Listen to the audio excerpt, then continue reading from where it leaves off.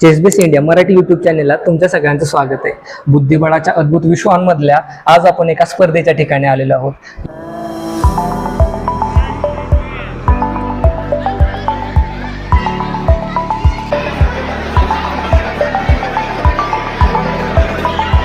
या स्पर्धेमध्ये स्पर्धकांचा प्रतिसाद आणि उत्साह बघता तुम्हाला पण वाटेल की ही स्पर्धा पुणे किंवा मुंबईमध्ये आयोजित आहे की काय, पण तसे नसून ही स्पर्धा जिल्हा सोलापूर, तालुका माळशिरस, अकलूज या गावामध्ये होत आहे. या स्पर्धेचं वैशिष्ट्य म्हणजे या स्पर्धेला स्पर्धकांनी दिलेला प्रतिसाद. तब्बल 1052 स्पर्धकांनी ह्या स्पर्धेमध्ये भाग घेतलेला आहे. आणि ह्या स्पर्धेचं अजून एक वैशिष्ट्य सांगायचं म्हणजे ह्या स्पर्धेला अवघी 100 रुपये एवढीच एंट्री फी आकारली गेलेली आहे. एवढी मोठी स्पर्धा भरवण्याचे श्रेय हे स्वरूपा राणे मोहिते पाटील यांना जाते. तर आपण आज त्यांना त्यांचं मनोगत व्यक्त करण्यासाठी सांगणार आहोत. ही जी स्पर्धा आहे ती प्रताप क्रीडा मंडळ अकलूज ह्या संस्थेच्या मार्फत आपण भरवत आहोत. संस्थेचे संस्थापक अध्यक्ष सन्मान्य श्री जयसिंह शंकररावजी मोहिते पाटील उर्फ बाळदादा हे आहेत.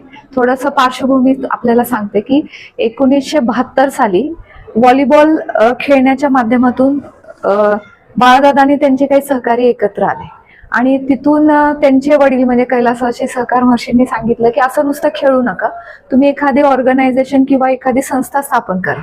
आणि त्यानंतर मग 1978 साली त्यांनी प्रताप क्रीडा मंडळाची स्थापना केली. प्रताप क्रीडा मंडळाच्या माध्यमातून पूर्वी 1982 साली देखील आपण मोठे स्टेट नॅशनल लेवलचे इव्हेंट्स इथं भरवले होते. आणि अगदी ग्राउंड तयार करण्यापासून एवढं म्हणजे ही इतकी पूर्वीची संस्था आहे. आणि बुद्धिबळ ही स्पर्धा आता सुरू झाली यातला भाग नाही. गेले 30 वर्ष झालं मंडळ ही स्पर्धा भरवत आलेली आहे. पण काही काळखंडामध्ये थोडंसं हे झाल्यामुळे आता हे पुन्हा मागच्या 3 वर्षापासून आपण पुन्हा हे जोराने सुरुवात केलेली आहे. मागच्या वर्षी एक साधारण 502 विद्यार्थ्यांनी सहभाग घेतला आणि ह्या वर्षी मात्र अतिशय उत्स्फूर्तपणे म्हणजे जवळजवळ 7 जिल्ह्यातून 1052 विद्यार्थ्यांनी रजिस्ट्रेशन केलेलं आहे. सगळं श्रेय हे सन्मान्य बाळदादा जयसिंह मोहिते पाटील यांना जात आहे. आम्ही फक्त एक माध्यम आहे, पण त्यांचं मार्गदर्शन, त्यांचं नियोजनाखाली या सगळ्या गोष्टी चालू आहेत. हो, खरंच म्हणजे ना नवीन मुलांसाठी पण आहे ना हे खूप प्रोत्साहन करणारी गोष्ट आहे. त्याबद्दल आम्ही ना चेसबेस इंडिया मराठी तर्फे ना तुमचं मनापासून आभार मानतो. आम्ही माध्यम आहोत, प्लॅटफॉर्म देणं फार गरजेचं आहे. आत्ताच्या आर्टिफिशियल इंटेलिजन्स किंवा AI म्हणा टेक्नॉलॉजीच्या युगामध्ये मला असं वाटतं कुठंतरी एक मानसिक सक्षमीकरण मुलांचं होणं फार गरजेचं आहे. शारीरिक तर आहे पण मानसिक पण होणं फार गरजेचं आहे. कारण बऱ्यापैकी सगळेजण कुठं ना कुठं टेक्नॉलॉजीला ऍडिक्टेड दिसतात. तर एक आम्ही माध्यम बनून प्लॅटफॉर्म देण्याचा एक प्रामाणिक प्रयत्न करत आहोत. Thank you madam. थँक्यू. आज आपल्यासोबत बरेच चौगुले सर आहेत, कोल्हापूर चेस असोसिएशनचे सेक्रेटरी. आज आपण त्यांना ह्या स्पर्धेबद्दल थोडंफार त्यांचं मत काय ते आपण जाणून घेऊया.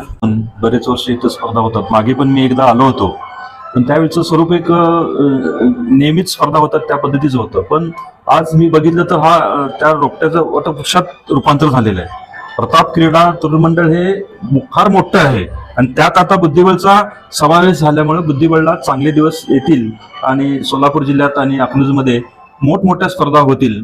आणि ते मला वाटतं की इंटर स्कूल स्पर्धा, इथलं वातावरण आणि इथली जे ॲटमॉस्फिअर आहे, तर इथं जी काही सुविधा आहेत तर ती अतिशय चांगली सुविधा आहे. आणि त्या ह्याच्या माध्यमातून मोठ्या स्टेट आणि नॅशनलच्या टुर्नामेंट्स इथे निश्चित होतील.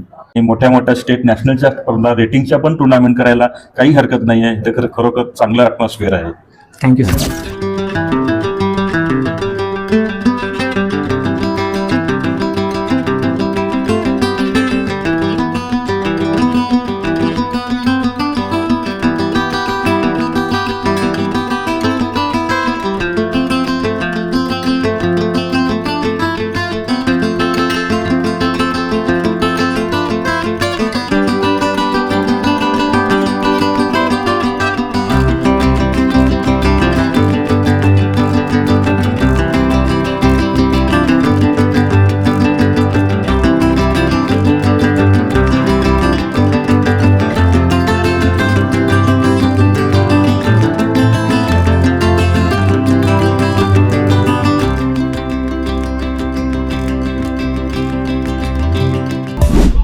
आता आपण भेटणार आहोत रत्नाई चषकचे स्पर्धा प्रमुख माननीय अभिजित बावळे सरांना.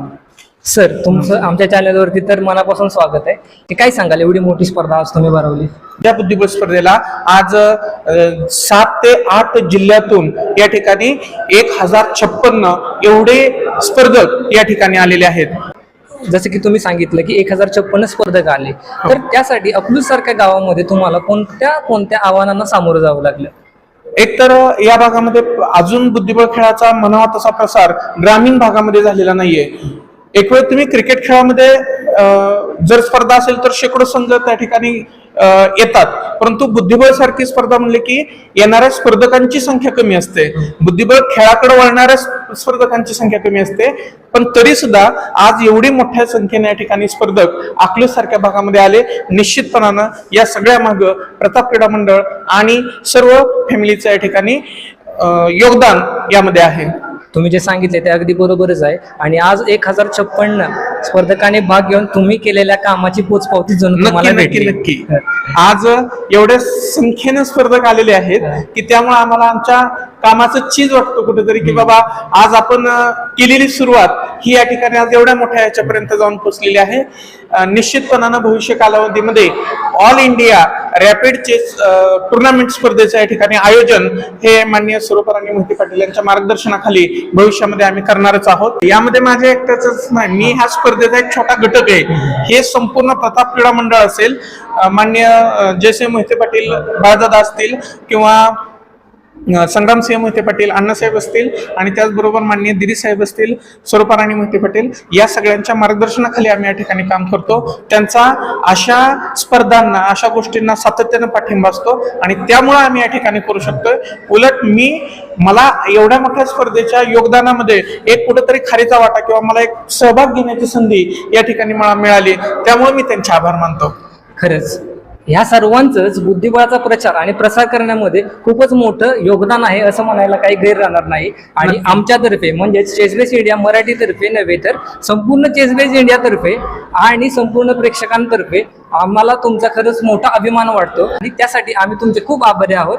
आणि तुमच्या पुढील वाटचालीसाठी आमच्याकडून तुम्हाला भरपूर शुभेच्छा आणि अशाच स्पर्धा आम्हाला इथून पुढे पण बघायला भेटाव्या ही आशा. Thank you.